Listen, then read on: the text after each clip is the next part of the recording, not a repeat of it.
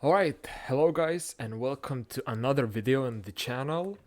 So today I'm gonna walk you guys through the simple concept that I feel is one of the main reasons that you might fail in appointment setting. And I know because this is exactly how I've been struggling for months to book calls and to really progress even further. It's because I didn't have those two things dialed in into my character and to the whole process, which means my life and the work. So let's get right into it. So the main thing that I want you to understand is that documentation and organization is everything. And what I mean by that. So let's first dive into the document part of this concept. So document, or in other words, journalizing. And what is really important about this is that you document your entire progress. So anytime that you, for example, start to look, or even like you start considering wanting a job in a sales industry, like as an appointment setter or as a closer or any position, regardless to anything you want, I want you to document everything from the beginning to like any time that it ends, or even to up till this day. You have to really keep this like strictly to yourself and keep this strictly all the time available, because if you're not really documenting anytime you want to start something, and all your progress, you are just gonna get lost in the process and your mind is just gonna like fall off. So documenting, myself, like I wish I had started documenting my entire journey, like everything. For example, my mistakes, my achievements, my daily inputs right when I started.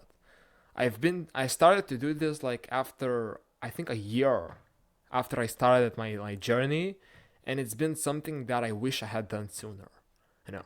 So documenting your progress, for example, if you started as an appointment setter, then document, like write in your journalize or on your journal, or just somewhere that for example, on this day I've got my first position, or I attended my first interview. How did it go? How was the reaction, from the market, from like the manager, or from the interviewer? Like, it doesn't matter the details. What matters is that you keep a note of everything, or anything that's happening in your journey and in your life, because those moments, you're not gonna appreciate them as much currently, but when you're gonna look back at how far you have came, like a year ago, or something like that, you're gonna see how did you do things before and how you're doing them now, and that gap is gonna be your progress. So believe me, like I made a video, I think it's the one before this one, where I explained people the kind of journey I had as an appointment setter. And what I told you in that video is maybe like 5% or 10% of what actually happened. And I'm not able to fully tell you like everything step by step because I haven't really documented everything. I'm doing this on my memory, on what I've been able to allocate from my resources, from all the channels. But if I had documented everything, it would be not only valuable to you, but it also would be very very interesting. For someone, like for people to look at and hear at your story, it's something that's very very interesting. So documenting is not only like important for your progress, for your improvement, and for your clarification, but it's also very interesting, for other people to see like how far you came. And it's also going to be very interesting for you after a few years to see like where you started. How did you, like, for example, how did you handle difficult situations? How did you overcome those, and where you're at now? So what I really advise you to document is your progress, your mistakes. I'm sure along the process you're gonna make a ton of mistakes, and it's good. It's a good sign, because if you're making mistakes, the sooner you make a mistake, the sooner you can overcome that, and find a solution, solve that mistake, and then not try to not make it again in the future. So document your mistakes, document your achievements. So what, for example, what you are achieving in the industry, like what you are accomplishing, those things, it's important not only to celebrate them in that moment, but to write those things down, like memorize those, or have them in your pocket whenever you feel that you're not winning, or you are a little bit like falling off, just look at how much you achieved already, and it's gonna give you motivation to keep going forward. And then daily inputs. So it might be a bit more harder to daily document everything that you do. It's insanely valuable, and believe me, like the most successful CEOs, like for example Mark Zuckerberg or Elon Musk, they actually have those little journals where they document, their inputs, their any data that they research, like those kind of things. Or even Hormozy, Alex Hormozy, he makes those podcasts, where I think he makes those daily or every 2 days, where he just tells people what's on his mind. He turns those thoughts into lessons, into valuable recordings. But what's actually really happening is he's just talking about what's on his mind. So he's essentially documenting his progress every single day. That's a lot of people, like that's what a lot of people do. It's just that they're really good at what they're doing, and we're not really able to see that. But I really recommend you, and it's gonna improve your journey, and it's gonna kickstart your entire progress by like insane amount of leverage. So make sure you do that. Now, another thing that I really wish I started doing sooner is organize.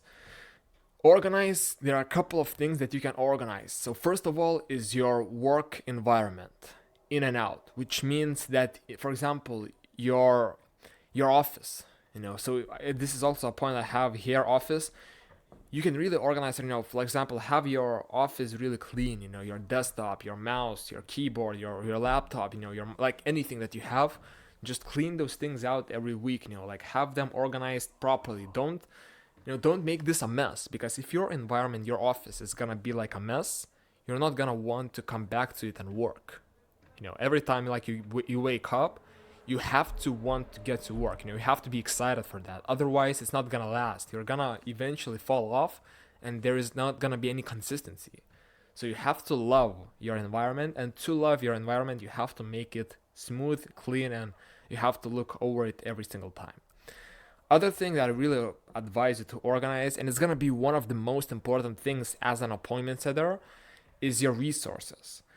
Now, there is a lot of things that I could talk about, because myself, like I'm gonna tell you the truth. When I started to work as an appointment setter, I knew that I'm not gonna be doing this for the rest of my life.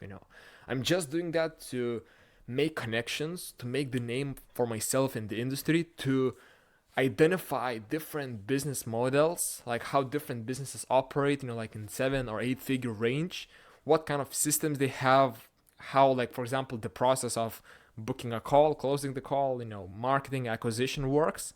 And obviously I come in, I help them scale, and I make money. But being an appointment setter wasn't the only goal for me to make money. In fact, quite some time I was operating and working only without any money. And what I was seeking in return was to see how the system works in that company, to see like how they're operating. Because you have to understand, when you come in as an appointment setter, if you are a valued asset and if you are good at what you do, the companies will value you, and they're gonna be more than incentivized to give you various different resources in the company, so you can come in, analyze, maybe improve them, and just leverage them in your work. And what most people see, like appointment setters, is the hassle that it takes for them, to go through all the resources, to consume them. But how I operated is, whenever I was onboarded into a company, I asked them deliberately and specifically to send me all of the resources that's necessary for me, and also a couple of other ones that doesn't necessarily relate to me as an appointment setter, but I asked them because I was curious, and I knew that if I can have a glance of how the 7-figure business operates, I can build a small foundation as I move forward as an appointment setter, and in the future perhaps use them in my own business. And all of that will come in handy if you properly organize that. If you just pick different resources from all the companies that you work for, and you just put them into the same folder, or you just download them in your laptop, they're gonna be left behind. You're not gonna find them. You're not gonna understand, what is what, and it's not really gonna be much of a benefit for you. But if you know how to organize, if you know how to create different, like for example, folders for each resource or for each document, and put them into one place, other category of documents into other place, just create this, like have this additional side of category where you just track all of the companies you work for, like their resources. Or of course, you have to be allowed to do that. Over time, it's very interesting actually, you're gonna like gather, how does it, like a bag or a handful of different systems, processes, mechanics, like resources that could be very, very valuable for you to apply them whenever you're gonna do something of your own, or maybe you're gonna partner with other business. You can leverage those mechanisms for other business and sell this as a package, as an offer for like a couple of $1,000s. So if you're smart, that's how you're gonna work as an appointment setter. If most people, like if you guys are working as appointment setters, just sending the messages out, doing the hard job, then I'm afraid that I'm gonna tell you that you're probably being used, because the work that you provide for the business and compared to what you get in return, it's not really fair. Like I'm gonna tell you right away, it's a bit unfair. They are taking advantage of you. So how I did this is I demanded other resources, I demanded a bigger pay, but I knew that, I'm the best guy for the job.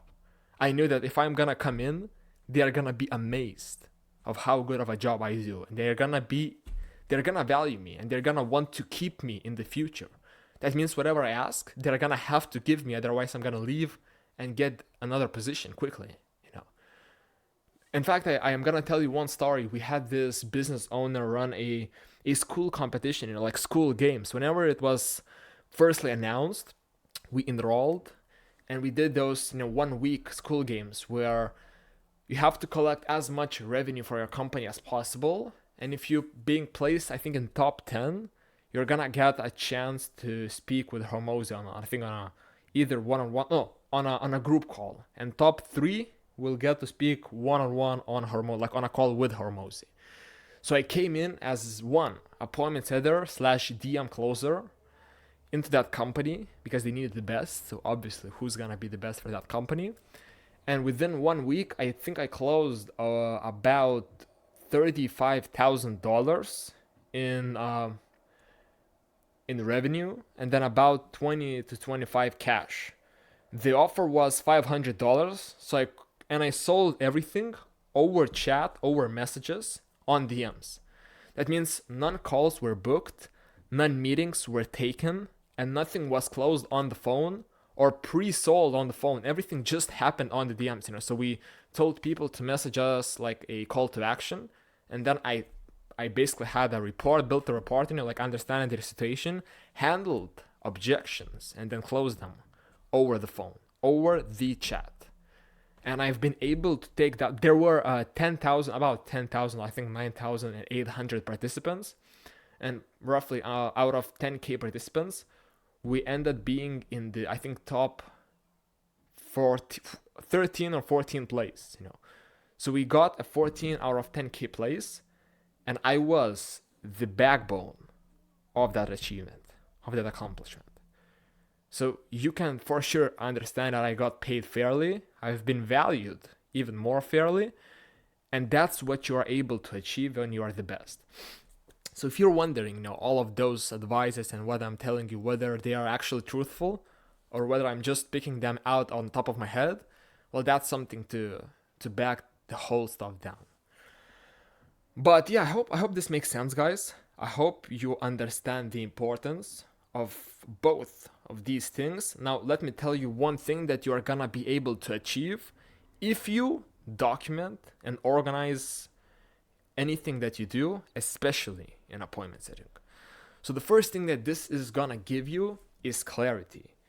Because this is very important, like understand this. If you document your progress, if you know what you're doing every single day to achieve XYZ outcome, you're gonna become very clear on what's working and what's not, on how everything is going, Maybe you're doing something that doesn't give you a very good output, and maybe something that you do for a very, very small amount of time actually gives you like the best outcome. This rule like that says, 20% of your, I think, of your inputs create 80% of your outputs.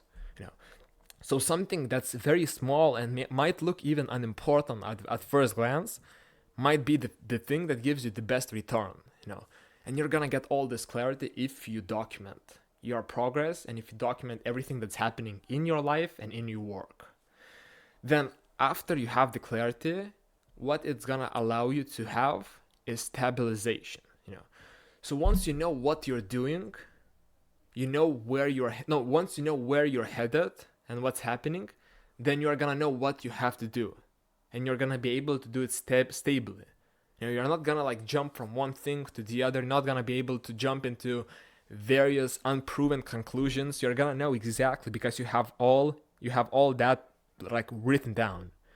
If there is like some questions that you have for yourself, you're just gonna like refer to your progress back in a week, and you're gonna make a plan for the next week to improve. You know, and that's gonna give you the stabilization and clarity to do so. And obviously with all that, it's inevitably gonna allow you to be consistent. You know, because one thing that doesn't allow people to be consistent is if they don't know what they are doing and if they don't know where they are headed. You know, and with clarity and stabilization, you're gonna know where you want to go or where you are heading based on what you're currently doing, why does this stuff keep happening, and what you can do about it.